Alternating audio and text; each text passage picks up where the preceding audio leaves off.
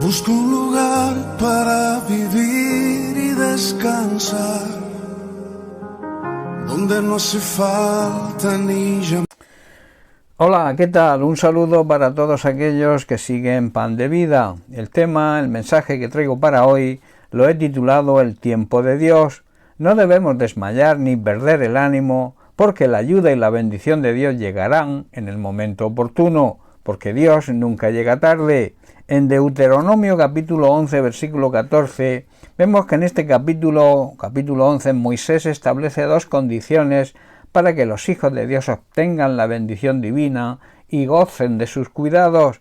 Es, primero, amar a Dios y después obedecer sus mandamientos. Y entonces recibimos la siguiente promesa del Señor: yo daré la lluvia de vuestra tierra a su tiempo, la temprana y la tardía, y recogerás tu grano, tu vino y tu aceite.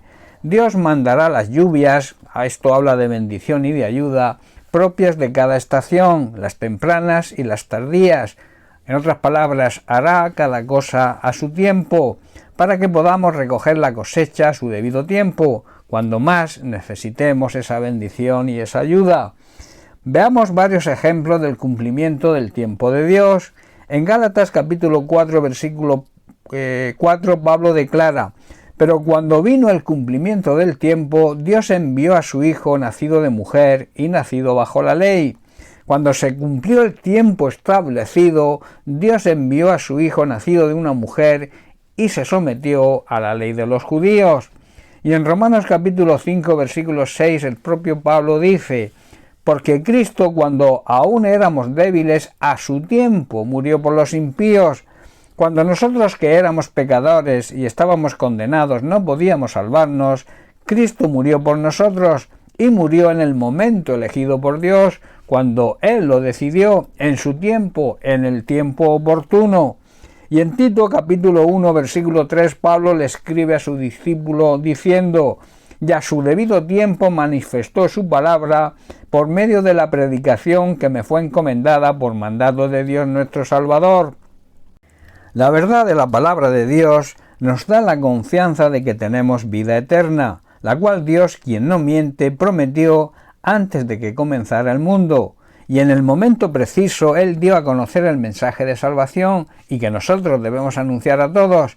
Esto es por mandato de Dios nuestro Salvador, el cual nos ha encargado esta tarea. En Hebreos capítulo 4, versículo 16, el autor de Hebreos declara lo siguiente: acerquémonos pues confiadamente al trono de la gracia para alcanzar misericordia y hallar gracia para el oportuno socorro. Debemos acercarnos con toda confianza al trono de la gracia de nuestro Dios. Allí recibiremos su amor, su misericordia, y encontraremos la gracia que nos ayudará cuando más la necesitemos, o sea, en el momento oportuno, porque Dios, como dije antes, nunca llega tarde.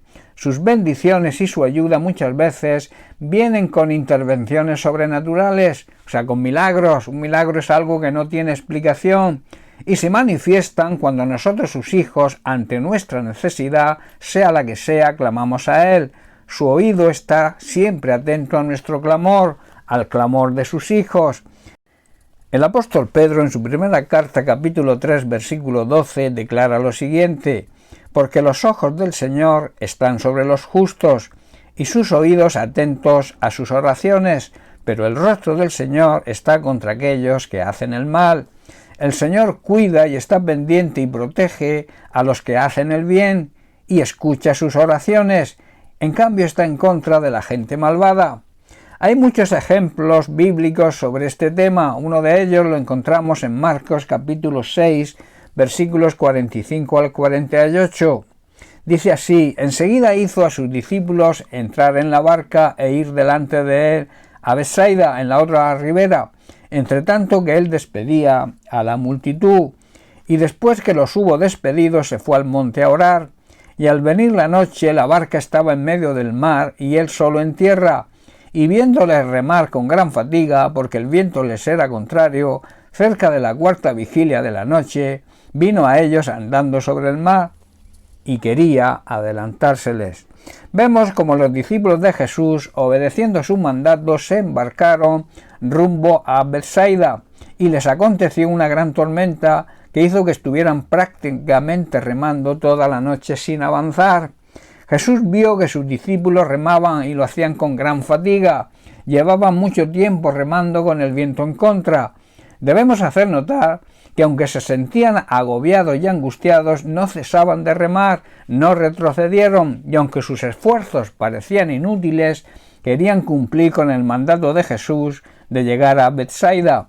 El Señor vino en su ayuda y lo hizo de una manera sobrenatural, haciendo un milagro, caminando sobre las aguas.